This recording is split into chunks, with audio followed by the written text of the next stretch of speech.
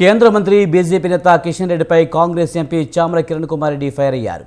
BRS script చదవడం మానుకోవాలని అన్నారు.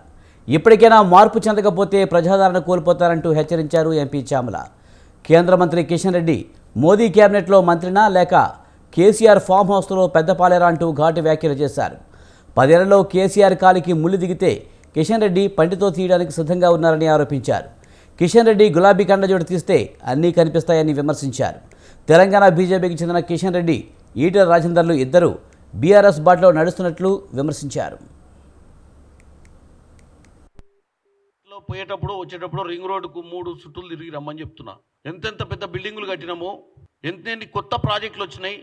ఇప్పుడే చెప్పిన గాడ్రేజ్ లాంటి కంపెనీలు ఈరోజు, బ్రిగేడ్ లాంటి కంపెనీలు ఈరోజు తెలంగాణకు వచ్చి ఒకళ్ళు 1500 కోట్లు, ఒకళ్ళు 4500 కోట్ల ప్రాజెక్టులు ఎందుకు చేస్తారమ్మా? పరిస్థితి బాగాలేకపోతే మన హైదరాబాద్ని మనం చిన్న చూపు చూసే విధంగా మాట్లాడొద్దని చెప్తున్నా. హైదరాబాద్ ప్రజలు ఆయన కోటేసి గెలిపించిర్రు. ఒకప్పుడు అంబర్పేట ప్రజలు గెలిపించారు, ఇప్పుడు సికింద్రాబాద్ ప్రజలు గెలిపిస్తుర్రు. రియల్ ఎస్టేట్ పడిపోయింది, ఎవరు వస్తలేరు, అందరు వెళ్ళిపోతుర్రు అని చెప్పి ఈ గాస్పల్ ప్రచారం చేసేది ఎవరికి నష్టం చేయడానికి? మీకు ఒక బాధ్యత ఉంటే మా హైదరాబాద్ నగరం బ్రహ్మాండంగా ఉంటుంది, రండని పిలుచుకురావాలి. మీరు నెగిటివ్ మాట్లాడటం ఏంది?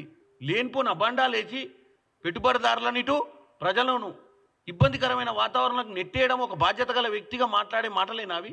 ఏదన్నా ఉంటే ఇంకా తప్పిదాలు సరిదిద్దాలి. వాళ్ళు మన రాష్ట్రాన్ని ఎట్లా బాగు చేసుకోవాలన్న ఒక ఐడియాలు ఇవ్వాలి మనకు. ఇవాళ ప్రతి నెల అన్నీ చేస్తున్నాం కిషన్ రెడ్డి అన్న.